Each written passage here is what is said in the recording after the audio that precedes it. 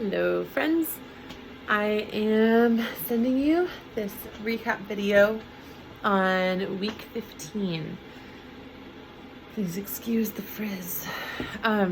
Okay, so with math, we did the Macarena and I taught them the moves, and I'm gonna send you the link to the karaoke without background vocals that we use to sing along to, in case you'd like to use it. So this is for metric measurements, and it goes 10 millimeters equals 1 centimeter, 100 centimeters equals 1 meter, 1,000 meters equals 1 kilometer, metric measurements. So I'll do that again. 10 millimeters equals 1 centimeter, 100 centimeters equals 1 meter, 1,000 meters equals 1 kilometer, metric measurements. Okay, Latin, John 1:3, we've got omnia per ipsum facta sunt, which means all things were made by him. Science, we brought in the Addams Family tune for what are some parts of an atom. So it goes the nucleus and protons, electrons and quarks, leptons and neutrons, the Addams Family. Da-da-da-dum, da-da-da-dum, da-da-da-dum, da-da-da-dum, da-da-da-dum. It's kind of low. To write is our irregular verb for English this week. We have one more week of irregular verbs after this week. All right, so to write, we have to write, writes, wrote, writing, written, and we sing that in the tune that we've been doing. To write, writes, wrote, writing, written. Moving on to timeline.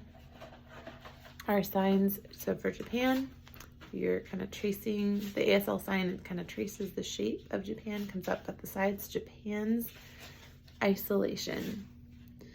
And then Jamestown and Plymouth Colony founded. We do, the sign for Jamestown is the same sign for gold, because that's what they were after.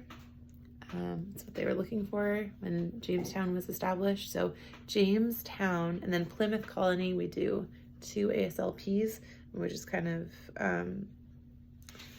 trace the shape of kind of almost the bibs that the Pilgrims wore. So Jamestown and Plymouth Colony founded. Then we have Age of Enlightenment, and that's circa 1650 to circa 1800. Then H for Hudson's. Give me a B and kind of go along your hand like this is the land and here's the water, bay. So Hudson's Bay Company. Then First Great Awakening. Classical period of the arts, the 7 Years' War. Okay, history. Tell me about immigrants coming to America. So for that one, the signs, this is 20. So from 1820 to 1930. This is how you do 30. So from 1820 to 1930, more than, and this, you can't quite see me, but arms out like you're flying like a bird. This comes from the Timeline song when it talks about immigrants flock to America. So from 1820 to 1930, more than 37 million immigrants came to America seeking freedom, and act like you're knocking on a door, and the opportunity, cha-ching, to increase their personal wealth, cha-ching. For geography, Great Lakes. In in the curriculum, they put them in the order with the mnemonic homes for Huron, Ontario, Michigan, Erie, Superior. But when you look at the map, which I wonder if I can pull it up quickly. When you look at the order of the Great Lakes on the map, let's see if I can show this. So, we've got Lake Superior, Lake Michigan, Lake Huron, Lake Erie, Lake Ontario. And so Rebecca Hainline showed me a few years ago, or her class, that you go in the order SMHEO. So the mnemonic is Superman helps everyone. So then we go Lake Superior, Lake Michigan, Lake Huron, Lake Erie, and Lake Ontario, and it goes in that order. So that's the one we did in class. Last piece of memory, we repeated again Jesus' 12 disciples and did that same song again, that there were 12 disciples. Jesus called to help him, Simon, Peter, Andrew, James, his brother, John, Philip, Thomas, Matthew, James, the son of Alphaeus, Thaddeus, Simon, Judas, and Bartholomew.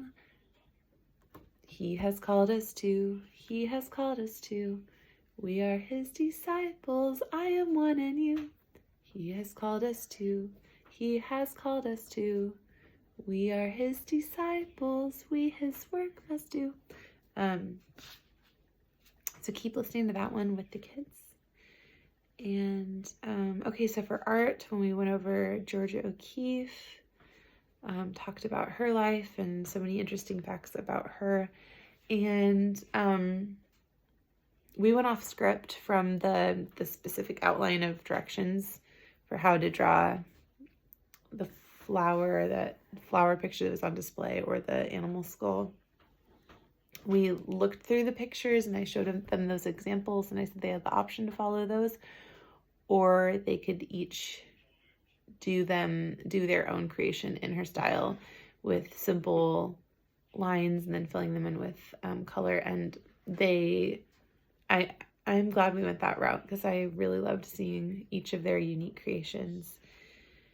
Magic solution experiment that we did for science. It was great. Great conversation with the kids. Some of these concepts are, they're hard for me to track with sometimes. Like, just I really have to think through, okay, the differences between mass and matter and volume and density.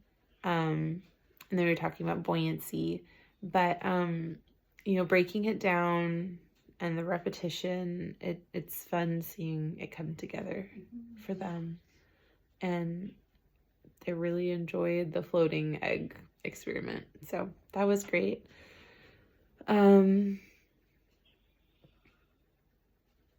They're all very enthusiastic about their presentations. They love giving their presentations. They love being an audience and listening and asking great questions.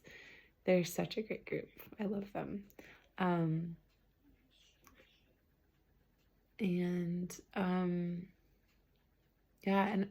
We've been talking about some of the components of public speaking, making eye contact with your audience, speaking clearly, speaking loudly enough, not fidgeting, and smiling when you begin. And they all do pretty well. I think some of the main ones just to focus on are probably speaking loudly and clearly, and fidgeting can be hard for kids from time to time, and then and occasionally eye contact is an issue, but barely. I think that they've all practiced and done really well. For review, we played a game called Hiss that has been a long time favorite in our family. Yeah. So anyway, I hope you have a good week and enjoy doing review work with your kiddos. Please reach out if you have any questions or comments or concerns, and I will talk to you later. Bye.